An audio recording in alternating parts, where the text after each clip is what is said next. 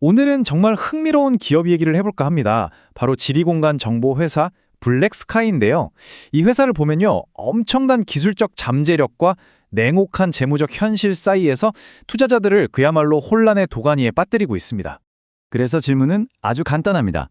이 블랙스카이라는 회사, 과연 달을 향해 쏘아올린 로켓일까요? 아니면 모든 걸 빨아들이는 재정적 블랙홀일까요? 오늘 저희는 이 질문에 대한 답을 한번 찾아보려 합니다. 이야기가 정말 극과 극을 달려요. 자, 이건 한번 보세요. 이게 바로 블랙스카이가 가진 아주 기묘한 모순을 딱 보여주는 건데요.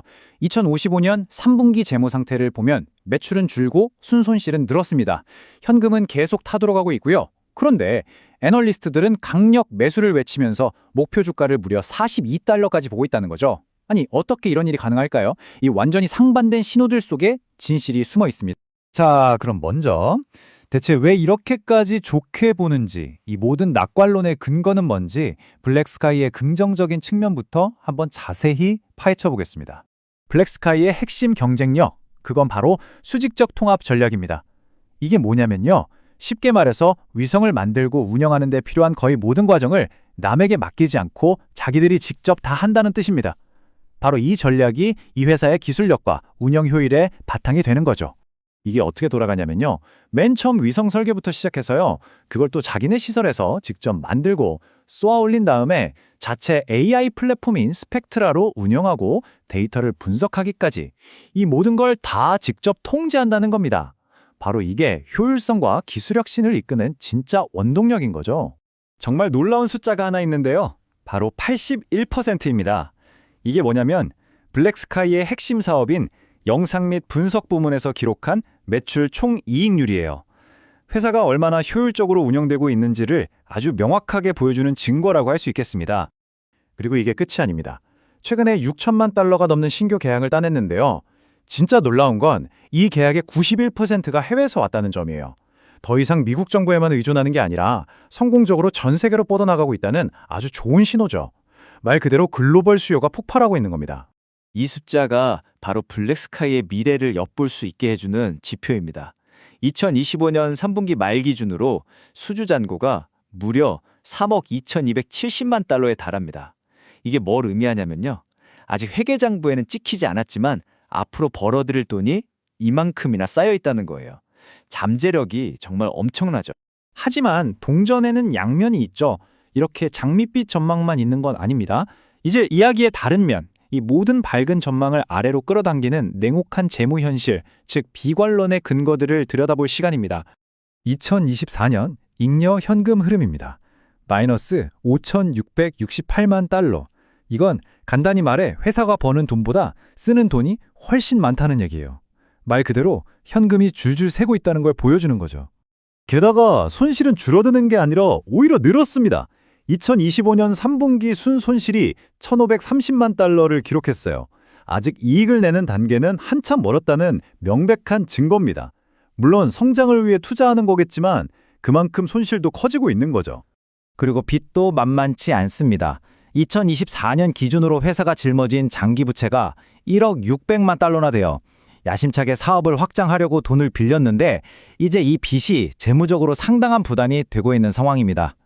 그러니까 정리해보면 이렇습니다. 돈은 계속 나가고 빚은 쌓이고 운영비는 많이 들고 심지어 가장 큰 고객 중 하나인 미국 국가정찰국과의 계약도 언제 어떻게 될지 모른다는 불안감까지 있는 거죠.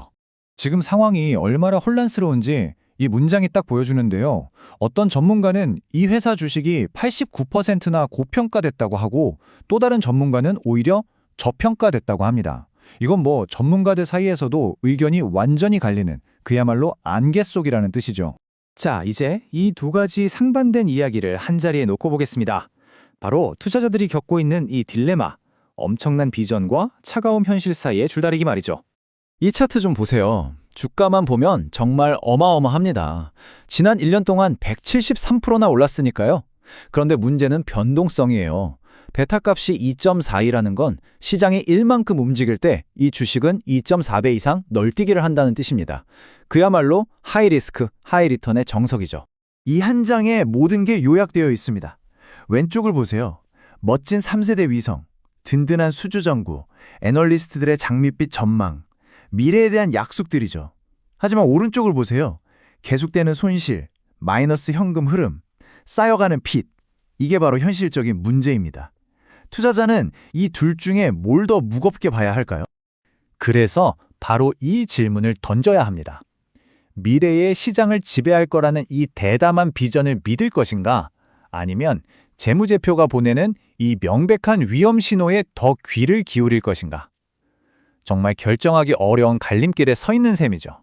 그럼 이 복잡한 상황 속에서 우리는 어떤 선택을 할 수 있을까요? 투자 기간에 따라서 몇 가지 실행 가능한 전략들을 한번 정리해 봤습니다. 이 표를 보시면 세 가지 전략이 나옵니다. 만약 단기적으로 보신다면 뉴스나 시장 분위기를 따라 움직이다가 주가가 좀 빠졌을 때 들어가는 걸 고려해 볼 수 있고요.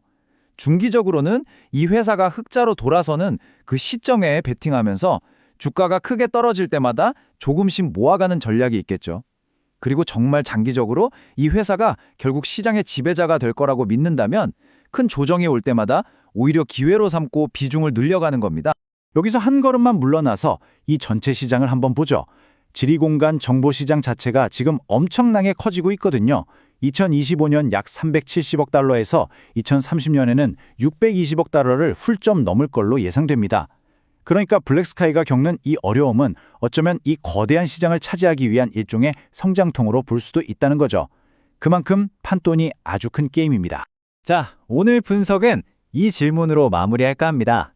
이 새로운 우주 경쟁의 시대에 블랙스카이의 대담한 비전은 과연 재정이라는 이 무거운 중력을 이겨내고 저 위로 솟아오를 수 있을까요? 그 최종 판단은 결국 여러분 각자의 몫입니다.